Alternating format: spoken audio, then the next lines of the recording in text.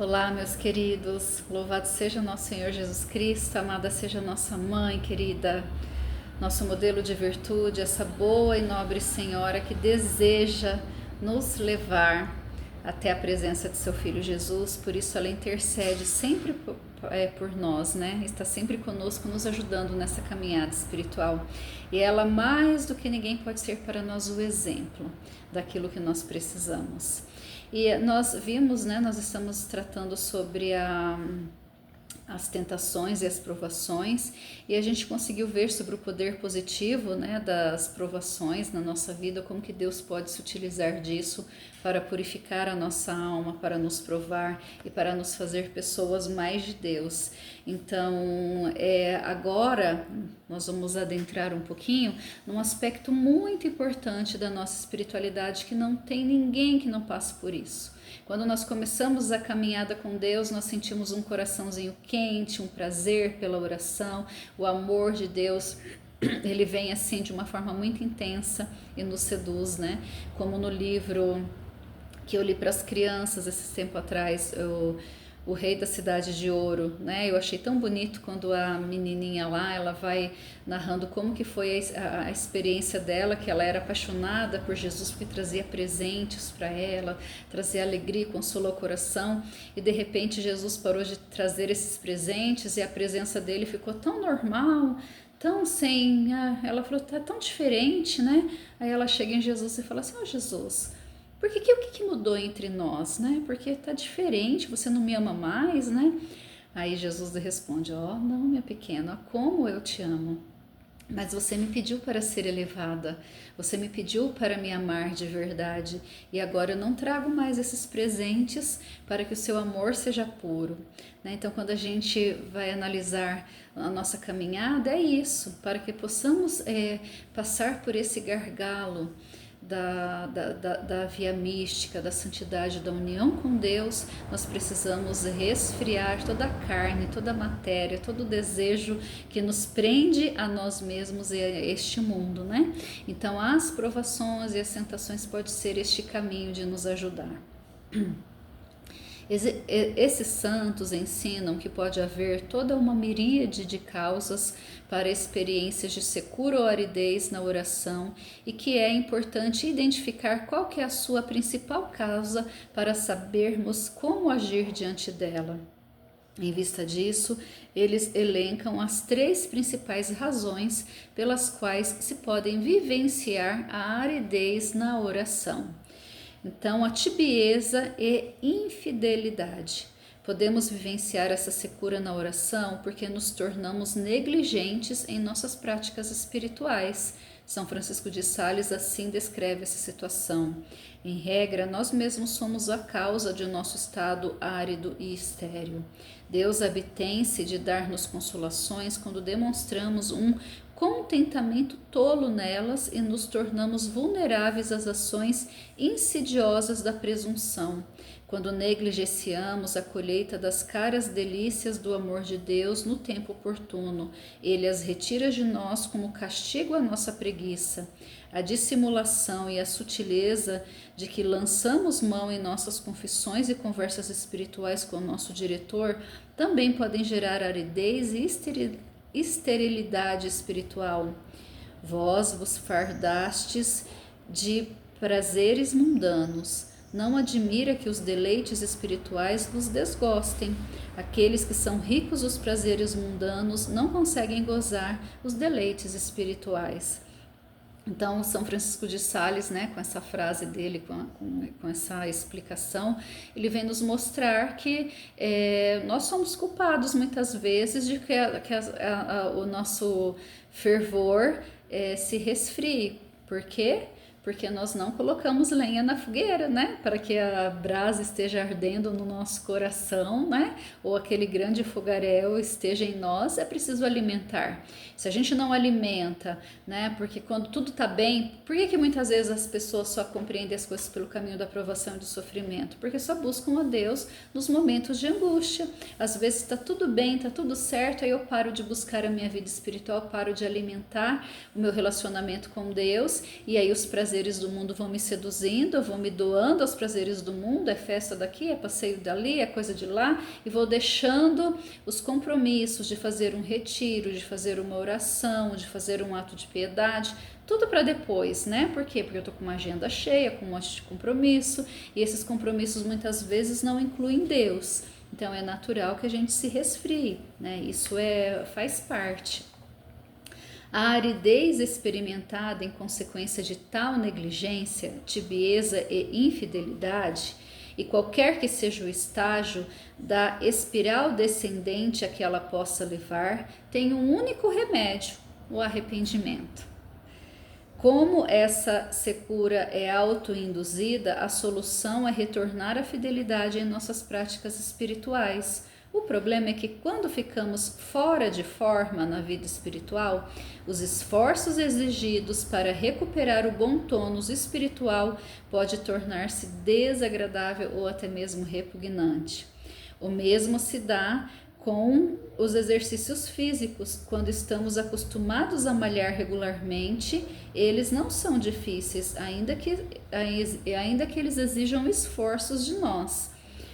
Todavia, quando negligenciamos nossos exercícios físicos e depois recomeçamos, há necessidade de um esforço especial. Ficamos sem fôlego e nossos músculos começam a doer muito mais depressa que antes. Todavia, como diz Santa Teresa d'Ávila com a sua característica franqueza e pragmatismo, a única solução quando paramos de orar é recomeçar.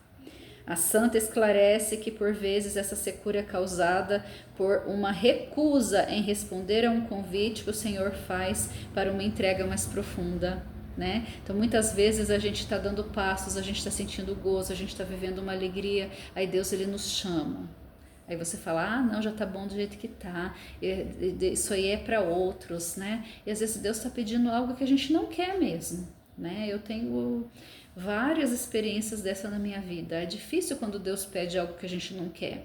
Só que é preciso que a gente tenha inteligência para entender que a vontade de Deus ela é boa e perfeita. E ainda que eu não quero por causa da minha carne, né? Que a minha carne quer o sossego, minha carne quer o prazer, minha carne quer os gostos. Mas Deus ele quer me elevar. Então é preciso que eu queira primeiramente a vontade de Deus, né? E então esse caminho, o caminho do arrepender-se, se humilhar e falar, Senhor, eu fui falho, eu me deixei cair.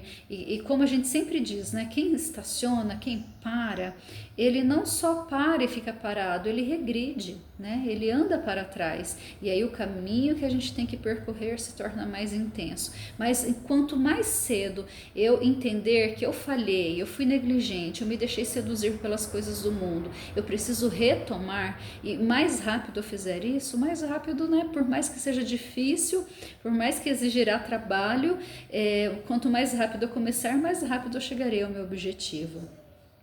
O santo também faz uma observação interessante. Uma experiência de presença, de graça ou de consolação pode ser sustada antecipadamente, não porque o orgulho seja um problema naquele momento, mas porque o seria no futuro caso fosse permitida a continuidade da experiência. São Bernardo interpreta o espinho na carne de São Paulo exatamente como essa proteção preventiva contra o orgulho. E não há de dizer que a gente não vai ter orgulho, que a gente vai ter. Basta a gente ter a consolação de Deus, basta a gente ter a presença de Deus, basta a gente sentir o perfume da santidade de Deus ao nosso lado, que a gente começa a achar e atribuir que esse perfume é nosso, né? E seremos atacados pelo orgulho. E muitas vezes Deus então permite para nos preservar. Um outro tipo de razões, né, do qual nós possamos vivenciar essa aridez na oração, como nós falamos aqui agora da tibieza e infidelidade, né, é também o cansaço e a doença. A segunda causa da experiência de aridez na oração pode ser o cansaço ou doença, de ordem física ou até mesmo de ordem emocional. São Francisco de Sales faz o seguinte comentário acerca dessas situações. Por vezes acontece de a aversão, a aridez e a esterilidade derivarem de alguma indisposição do corpo, tal quando somos vencidos pelo cansaço, pela sonolência, pela indiferença, entre outras coisas, por causa de vigílias, trabalhos ou jejuns prolongados. Embora essas coisas afetem nosso corpo, sua natureza faz com que também afetem a mente, por causa do forte vínculo entre os dois. Nessas situações, não nos devemos esquecer de praticar vários atos de virtude com toda a capacidade de nosso espírito e nossa máxima vontade. Conquanto nossa alma parece completamente adormecida e entregue à sonolência e ao cansaço, as ações da parte superior não deixam de ser muito satisfatórias para Deus. Além disso, podemos dizer como a Santa Esposa: eu dormia, mas o meu coração vigiava. Como já comentei, há menos contentamento nessa atividade, mas seu mérito e sua virtude são maiores. Nessas ocasiões, o remédio é reunir forças e vigor mediante algum tipo de alívio ou recreação lícita, né? Então, é aquilo que até nas novas comunidades a gente fala, né? Que às vezes a pessoa ela viveu um ativismo tão forte, um trabalho tão intenso. É preciso, em determinado momento, parar. E às vezes uma recreação lícita pode acontecer até mesmo como um retiro de silêncio, pode ser com um momento de descanso, um passeio à montanha ou à praia, assim, quem gosta, né? Coisas lícitas que possam fazer-nos desacelerar para estar na presença do Senhor. As condições de nosso corpo e a nossa mente definitivamente interferem na capacidade da nossa alma para se concentrar em Deus. Eu sempre fui muito ativa. Tive muito trabalho, né? Sempre trabalhando, mas todas as vezes que eu sentia a exaustão, eu sentia o convite amoroso do Senhor para subir a montanha, né? E às vezes, literalmente, eu fazia esse exercício de subir a uma montanha. Quando eu chegava no alto daquela montanha com silêncio, sem compromisso, sem agenda para cumprir, sem pregações para fazer, só sentava lá e contemplava aquela natureza. Parece que a imensidão da criação, dessa presença ativa de Deus envolvia assim minha alma, né? E ajudava a retirar o cansaço e a ordenar os pensamentos. Então é muito importante para nós, né? Porque se permanecermos nessa correria, começamos a fazer as coisas no automático e já estamos dando aquilo que nós não temos, né? Então é como se fosse aquele momento em que nós estamos reabastecendo as nossas cisternas para que nós possamos continuar jorrando a presença de Deus, a água de Deus, né? Para este mundo e para essa missão que Deus nos deu. E aí também, então, o santo nos aconselha a refletir sobre os sofrimentos daqueles que já sofreram e sofrem muito mais do que nós. Não apenas os mártires, mas aqueles que, vivendo hoje, enfrentam sofrimentos, deficiências e duras tribulações. Aqui eu aconselho a ter também, ele não citou sobre isso, mas eu aconselho a ter também a presença de um diretor espiritual, de alguém que o oriente, como por exemplo, assim, em vários momentos de muito cansaço, de muito trabalho, de muita coisa, onde eu reconhecia que aquilo era ali a vontade de Deus, eu tentava colocar ali então um momento de descanso. Só que esse momento de descanso, ele era um intervalo entre uma outra agenda muito cheia, né? E aí eu tentava, assim, de alguma forma, até dava um certo alívio, mas depois a agenda cheia de novo, então eu ficava com aquele sentimento assim, nossa, mas vai voltar de novo, e como é que fica, tal, né? Aí a lembrança dos sofrimentos, eu lembro que em vários momentos assim, me vinha, principalmente quando o assunto era da vida missionária, São Francisco Xavier, né? E aí eu ficava dizendo, gente, mas e os mártires? E os apóstolos que percorreram o mundo aí falando do evangelho, não tinha nem carro nem internet. E São Francisco Xavier, que morreu de exaustão numa praia, esperando a oportunidade de pregar em terras que ele nunca tinha ido ainda, né? Mas e isso nos ajuda a ter forças para continuar. Porém, é preciso a gente reconhecer limites, né? Será que eu estou indo além dos meus limites? Será que eu estou atribuindo como vontade de Deus aquilo que pode ser uma soberba, um orgulho, um achar-se necessário demais? Será que eu não estou atribuindo as obras de Deus como próprio Deus? Então é preciso ter esse olhar cuidadoso, né? Essa compreensão que às vezes a gente não consegue sozinho, mas um confessor, um diretor espiritual pode nos ajudar.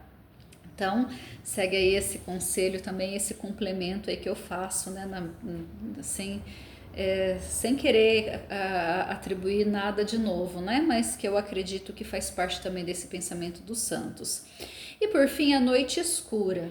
A terceira razão que pode levar-nos a vivenciar certa aridez na oração é um ato de Deus subtraindo propositalmente a experiência de sua presença para nos dar a oportunidade de amadurecer em fé, esperança e amor.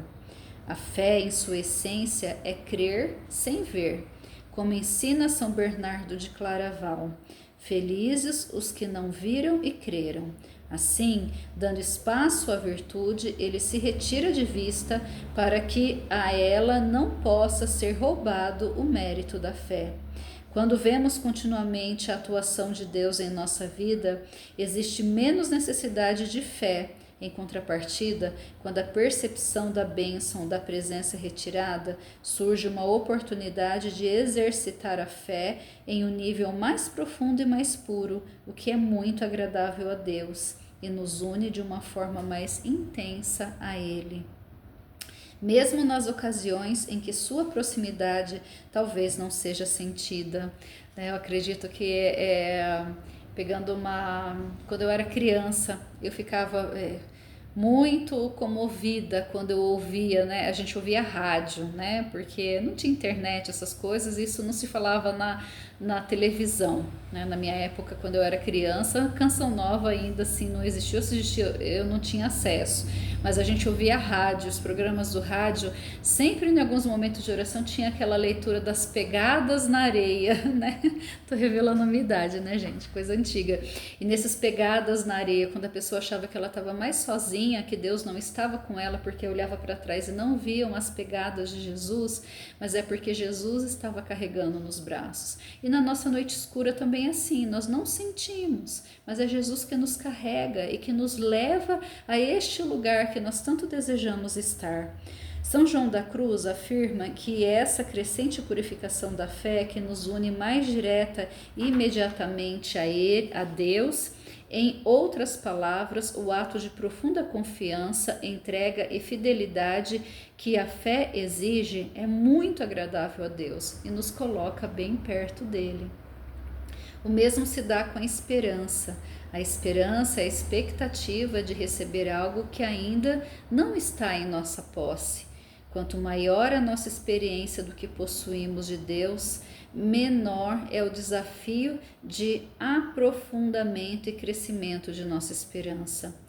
Por vezes, Deus tira o que possuímos dele em virtude da percepção de sua presença, amor e cuidado providencial, de modo a nos dar oportunidade de amadurecer e aprofundar a esperança por meio do simples esperar sem possuir, né? Então a gente sabe que das virtudes, a fé, esperança e caridade são as virtudes teologais que nos unem diretamente a Deus. Então essas virtudes, elas precisam crescer em nós para que cresça em nós também o organismo espiritual, né? Então a fé é aquilo que não se vê, por isso que Deus permite. A esperança, né, também é a expectativa de receber algo que ainda não temos posse.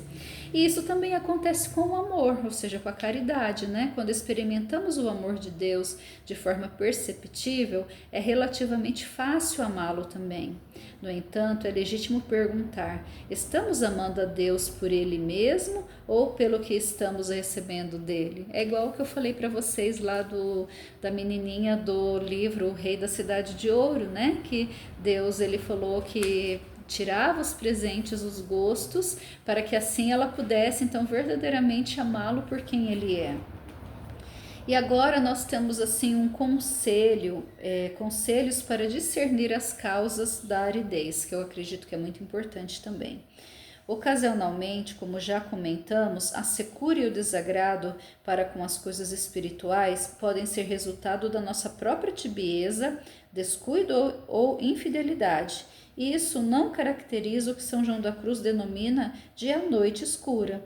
Nestes casos, é possível encontrar consolação fora é possível encontrar consolação fora de Deus, nos deixar que a carne se entregue às coisas, confortos, diversões e prazeres deste mundo, o que enfraquece ainda mais o nosso gosto pelas coisas espirituais. E é tão comum acontecer isso, né? As pessoas, elas regridem, são as saudades das cebolas e a busca do passado. Quantas e quantas pessoas, assim, sabe, pessoas caras ao meu coração, que eu amo, assim, de todo o meu coração, mas que eu vejo, infelizmente, acontecendo isso. Pessoas que estavam num grande grau de elevação espiritual, de presença de Deus, de Deus, assim, estar elevando de uma forma tão intensa, e de repente, essas pessoas, pela tentação, pela prova, começam a buscar, Deus começa a querer elevar a alma através da provação, através da noite escura, da privação dos sentidos, e essas pessoas ali, elas não dão conta e começam a buscar então a alegria, os prazeres nas coisas do mundo, e o mundo facilmente vicia, né? E aí vai num grau de dificuldade que é triste da gente ver as almas, né?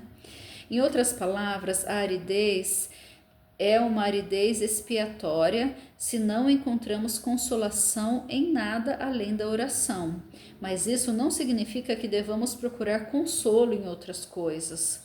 São João esclarece de maneira muito útil e realista que uma aridez expiatória genuína pode coexistir com alguns elementos de problemas emocionais, tais como a depressão.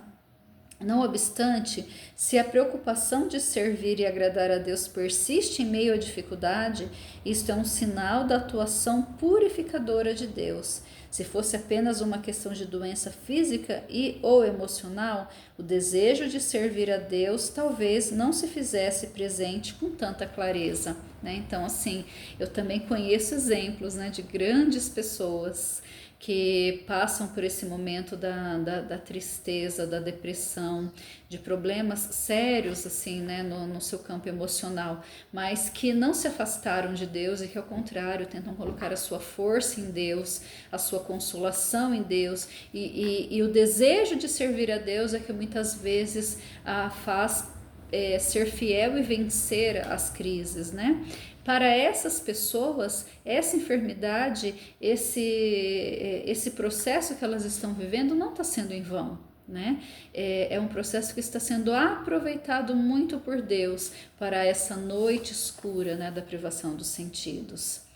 A noite escura como um importante meio de crescimento. Muitos dos nossos santos afiançam que estes períodos de desolação ou aridez decretados por Deus são períodos muito importantes de crescimento, desde que perseveremos pelo exercício de níveis mais profundos de fé, esperança e amor. Eles dizem que é especialmente importante não desistirmos de nossas práticas espirituais, mas permanecermos fiéis. Deus, em sua sabedoria, sabe por quanto tempo e em que intensidade precisamos ser provados a fim de nos aproximarmos dele, e devemos ter uma confiança paciente nele durante a provação, perseverança em nossas práticas. E Santa Teresinha, ela disse assim uma vez, né? Por vezes, quando minha mente está em uma aridez tão grande que é impossível extrair dela um único pensamento para unir-me a Deus, recito bem devagar um Pai Nosso e então a saudação angélica Ave Maria. E essas orações me dão grande satisfação.